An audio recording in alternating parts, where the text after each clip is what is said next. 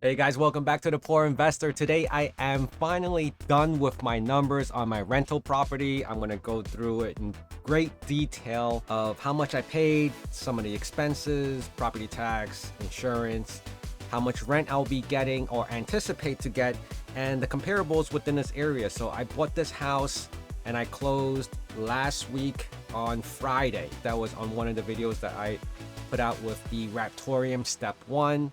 That was the day of my actual closing, and I had the CPU with me. Now, I am going to be showing you these raw footages of the place when I did a final walkthrough. Now, this video was recorded before the final walkthrough. At the final walkthrough before closing. Now, the only place right now, there's actually a couple places I want to point out in this video, is that the kitchen needs work, right? The owner decided to repaint the living room and the dining room. Now this is the dining room area and we're walking into the living room. You could tell on the floor there were like area rugs because certain parts of the floor was pretty well preserved. Now this area is a really decent neighborhood. Now I say that because the school district is really good. And obviously you pay taxes for being in these areas. The schools listed on Zillow and the other ratings, it's in the 7 and 8. So it's pretty good in comparison to other areas in Pennsylvania. So this is walking back towards into the living room, and there is a upstairs. So this is a 3-bedroom, 2-bath, about 1,200 square feet. Now the stairway needs a little work as well. We'll either paint that or put some carpeting. Now you can see the other room that needs attention is this bathroom. You can see the tub is just really worn out. The back paneling, everything here needs to basically be addressed. Now the floor is obviously all painted, and we would probably be putting a fresh coat of, actually no, not a fresh coat, we're going to be laying out new carpets. I do want to spice this up a little bit more. I want to attract some higher quality renters, and this is like sort of like a sunroom on the top level that you can utilize as extra storage or like a sunroom. Of course, each room has a closet, and I'm not doing a great job of walking through this. If I was a real estate agent, I'll fail at this. It's getting me dizzy, right? So the closet, I guess they never paid any attention to it because it's a closet. It's not something you see all the time. This closet actually cuts over to the other room, which is pretty interesting. It'll be pretty freaky if someone came from the other side of the room, but I don't know why they did it that way. So there are 3 bedrooms. And you can see right here, it was a perfect example of the floor. You can tell like there's a clean spot where there was like an area rug. And then of course here we're going to walk out and we're going to be walking up to the attic, which I like about this particular house because there's a staircase going up to the attic opposed to like an attic door that you just pull down from the ceiling. And you have a full-size attic here. Now it's not finished or anything.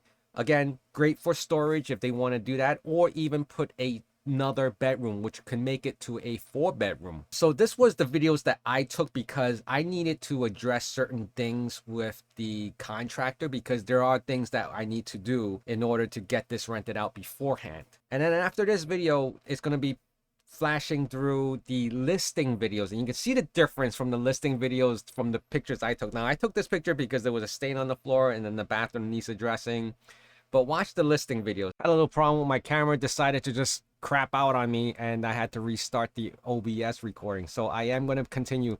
So as I was saying, just check out the listing MLS photos compared to what I've taken. Of course, pictures are worth 1,000 words. They try to sell this property, which they did a great job on, because now what I am going to go through and say is that this was listed at $120,000. Okay, $120,000. I offered 125. The reason why I offered 125 is because I know the area, and the area comparables, the comps, okay, aka comps, comparables to this particular house, same size, practically on the same block or 2-3 block radius of the street, is going for 150 to 160,000. Easy. Now I kind of know why this particular gentleman, he seemed to have a very strict deadline. He wanted it closed as soon as possible. Now, I was not the only bidder on this. I had 2 other bidders before me. I don't know how much they offered, but I only offered 125, thinking that, you know, if I lost this house, it wasn't the end of the world. So it didn't matter to me because I was looking at it from an investment perspective. Now, I did not have any contingencies, meaning besides the fact of the home inspection, which ran me about $600. Okay. It looked very clean from the pictures, at least. Even when I went in person to do the final walkthrough, it was not that bad. So I am going to pull up the spreadsheet in a little bit because this is going to finalize soon. It's almost done. Now, these are pictures from the listing. You can see that it's not horrible. It was very clean. So like I said, the owner needed to get out quick. He needed to sell. I believe he was moving out of state. At least that's what I heard. And the other portion of it, so this is finished. The other thing was I had no contingencies, meaning I didn't need to sell anything in order to buy this property. So my closing time was really contingent on the bank doing their appraisal and when they can actually lend me the money. I am going to go through these numbers just so you guys can understand how I'm funding all my crypto stuff. Now, I'm going to take the first line. Now, these are all the same, you know, criteria, all the same numbers, but the expenses that I'm allocating for the property are all different. I usually know I would not allocate more than 30% for expenses. Now, when I say expenses, it could be anything. It could be anything and everything. Some miscellaneous bills that I wouldn't know about. But when you're renting it out as a single family home, they take over the water, the electricity, the oil / gas if you have incoming gas. But this house only has oil. There's an oil tank in the basement. But I just want to go through the numbers really quick. So the list price was $120,000. I offered $125,000. After the inspection, all right, I did a home inspection. There was some work that needed to be done. And I only asked, and I thought in my mind, like, I wouldn't ask for every line item under the sun because that would just get really annoying. Because even as a seller for myself, I would have been annoyed. I was very reasonable with this, saying I only wanted back $1,500 to do certain things. And then that could include anything. That could have been part of, you know, fixing back up the bathroom, fixing up the kitchen or whatever it is, or repaint the floors. $1,500 was really minimal. And of course, you can see I offered $125,000. That's $5,000 more than what he was asking for at the list price of $120,000. Okay. Now that this is the exact amount from the year of 2020's tax, property tax, $2,862, and you're asking, why is it so much? Because, like I said, it's in a better school district, and families want to live there just so they can have a better school for their kids and get them into the better area. The insurance more or less ran for $1,000 a year. The good part, rent. What is rent? Rent is what I would get after I fix it up. Now, if I was to rent it out the way it is now, I would not get much because the kitchen looks horrible and the bathroom is just disgusting. All right. I don't know what kind of rents out, if I would even get any type of rent, but I would have to spice all that up in order to get my $1,400 rent estimate. Okay. Maybe $1,350, but definitely within this range of $1,350 to $1,400. I can lowball it a little bit, maybe go $1,300, but my anticipated rent goal right now is $1,400. Now, this PM fee is property management fee, and that usually runs me 6%. I actually have it at 7% because they increased it recently. So that was just the title, 7%. So that's $98 from the $1,400 that I would have to pay the property management just to take care of certain things. That's just a given. They don't have to do anything for that month, and I still have to pay them $98. It's basically, they're my insurance policy. When a tenant calls, they would not call me. They would call the property management. It could be a clogged toilet, a clogged sink, leaking issues, whatever it is, property management, okay? And I pay that $98. Now, that does not add the cost of any work to be done on top of that. It's not like $98 and they go out and fix every single thing that happens under the sun. No, $98 just to have them in contract, and then they go out and give me estimates. And then we bid with other contractors to see, you know, who can do the work and how much. All right. So that's a whole different ball game when it comes to property management. My gross rent, what I'm anticipating, $1,400 minus the property management of 7%, I get back $1,302. Sounds great, right? So far, nothing wrong with that. Now, each line item is a little different. This is where my net month comes in. Now, I have 30%. For most of my properties, I put in 30%. I minus 30% off the gross rent. Why is that?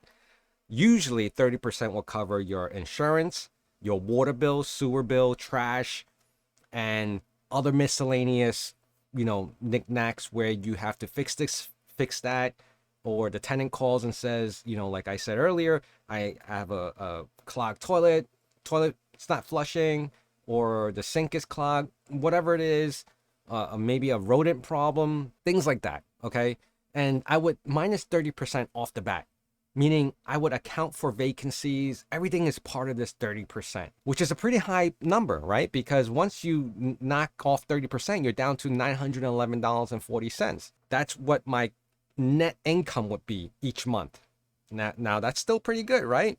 Okay, so now this interest is the current rate that I'm borrowing from the bank, which is 3.25. Really great rates right now, still low, and it tracks a lot of new home buyers. It is a 30-year loan that I have right now, and my loan amount, $100,000. So $100,000 is what I'm borrowing from the bank. Now, the good thing about this particular mortgage is that principal and interest is also including this monthly payment is also including the insurance and the property tax. So that's all being escrowed in for this final payment of $743.23. This payment amount does not change because my interest is fixed for 30 years. And it's 3.25 out of the 100,000, and this is how much I'm paying back each month. Now, of course, you can choose to pay more than that each month. There's no penalty for that. But paying any less than that, you will get late fees and this and that, and you don't want that. You just want to see if you can pay on the same amount, the $743.23, or a little more. It could even be $5 more. And then you imagine if you paid extra $5 each month, compounding that for the next 30 or 10, 20 years, you'll shave a couple of months.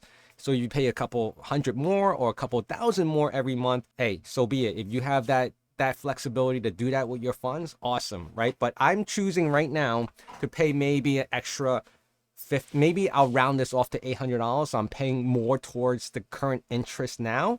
And then once it gets a little later, maybe I'll finish it before the 30 years. Who knows, right? Net after loan. So this is where it looks like each door. Okay, so for this one single family home, I'm making $168.17. Now you're asking, how am I getting that number, right? And how's that worth it? Well, most times calculations don't include mortgage because mortgage is actually paying into your equity of the house, right? It's not an expense per se, but I'll explain a little bit more on why $168 is pretty decent for a single door. Now, of course, you won't make millions off of one house or one door or one rental. Usually I count rentals as per door, as so a lot of people do.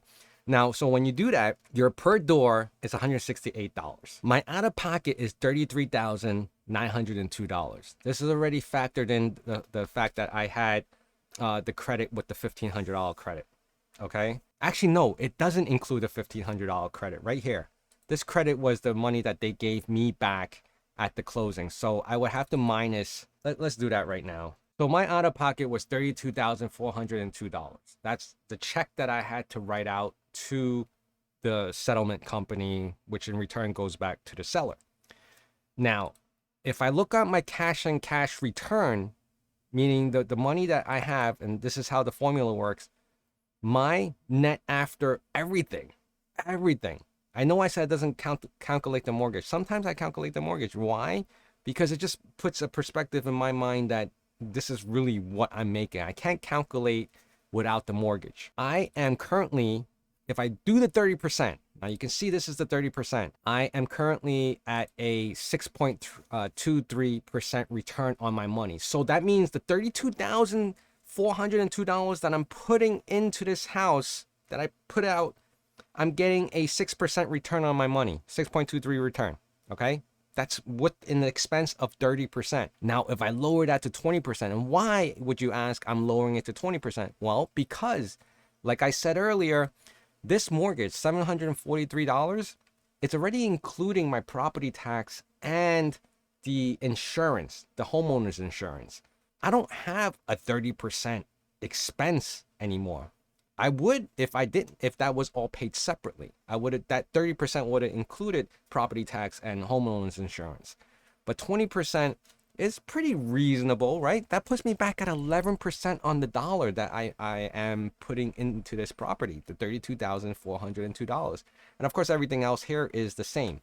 And this is the cap rate. Now, I'll explain a little bit later what the cap rate is and what most people would look for in order to make purchases of a particular cap rate. The 20% will also include vacancies. All these expenses for percentages, 30, 20, 10%, I'm already including it as part of a vacancy, meaning if someone moved out and they didn't move back in within the next month and I have a gap in rent, this will cover that difference.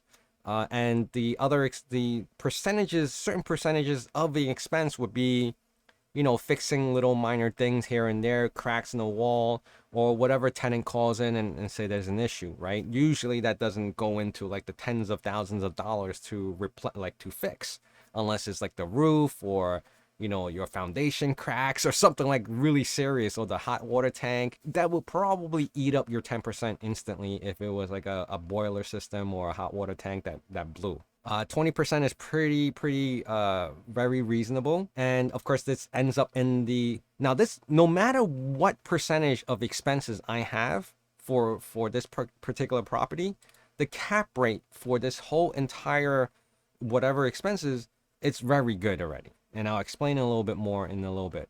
Now, of course, this is the last one at 10%, which is also because the mortgage is already including the property tax and the homeowner's insurance. And you're really anticipating a 10% as far as vacancy. But because I know I'm in a good area, I would probably not be as worried to not have this rented out right away. Okay, now if it doesn't rent out right away because of its current price and the price is very competitive, but because I know it's in a good school district, I can get away with asking for a little more rent and I'll have less vacancy time. And usually when you get a certain caliber of renters coming in with great credit or decent credit, you're gonna have a little less worries on taking care of the home, meaning it's gonna have less issue. Usually they are better in taking care of certain things and not letting it, run to the ground before they give a call to the property management and say, I don't know what happened, it just died on us, right? So usually they're pretty good with that. 10% would be pretty reasonable. I'm not saying that it's impossible. It'll be reasonable, doable. It would net me after each month, right? After all my expenses for the month, including my mortgage, I will have in my pocket $428.57 at the end of each month net. Meaning if I had to file for income for the next 12 months after the end of the year, that's the money that I would be using to show that I'm profiting. Or it could be the 298, or it could be the 168. It all depends on how much expense you need to put back into the property. These are the numbers that I am anticipating, but because this is just one property, now mind you, this is just one property. So I have about 2, 4, 6, 8, 10 doors, including this one would be 11. My rough, let's just say if you average it out, I'm probably making a couple $100 each door. That's where I am right now with my real estate rental properties. And then of course I set the cap rate. So the cap rate formula does not include the mortgage. So what does it include? It's supposed to be the gross rent, times that by 12, which you have the entire year for your gross rent, and then you divide that by what you paid. All right. So that would be your cap rate. Now, I didn't take the gross rent.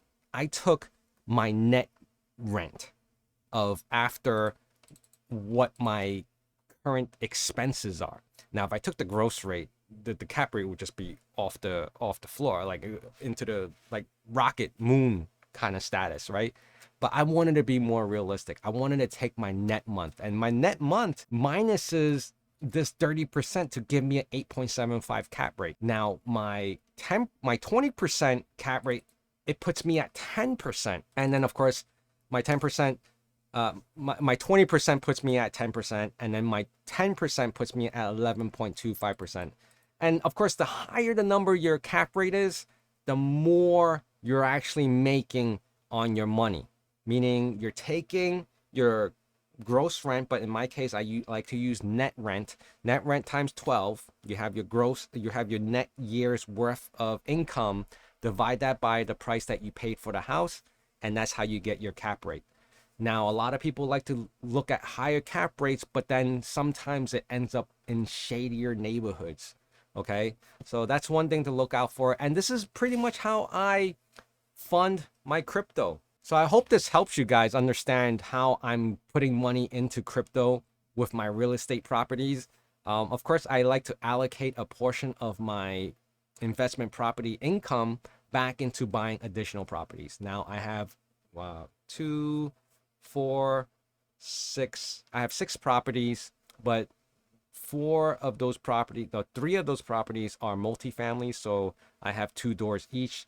So, and then I have 3 total single family homes. So I do have, I am trying to grow this portfolio, and I do have a plan going forward how much I want to own, which is probably around 30 doors. I actually, no, sorry. Oh my goodness. 2, 4, 6, 8, 9, 10, 11. I have 11 doors. I lost track myself. I was been so busy keeping up with these things. I have to remind myself I have 11 doors, guys. I hope these numbers make sense to you. If you want to discuss any further, please reach out to me. You can email me, or hit me up on the Discord. I know I haven't been as active on Discord, but I'm trying to allocate some time to do more on that as well, because I'm just trying to situate everything. Hopefully this made some sense into investment properties and the ones that I look at and how I look at them as far as the numbers are concerned.